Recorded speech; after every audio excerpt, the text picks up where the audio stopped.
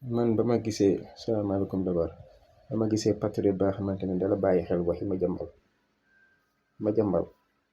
mercredi passé ne dugg nañ ci jeudi dama gisee patriote bala bàyyi xel waxi ma jàmbal lii dax confirmé kàcc gi nga xamante ne moom mën na ko kàcc.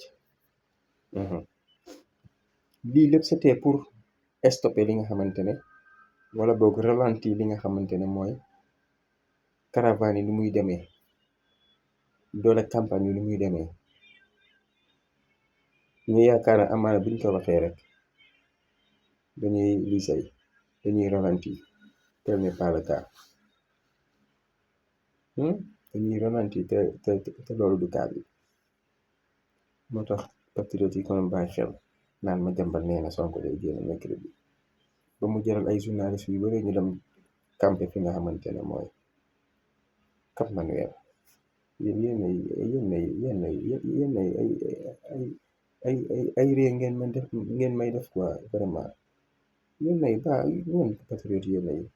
yow kaa xamante ne li Ousmane Sonko wax rek moo nekk si moom kooku tey publier si Ousmane Sonko ngeen di ko bàyyi xel ngeen baax rek barka yàlla patriote yi ngeen baax moo taxit mu ngi noonu de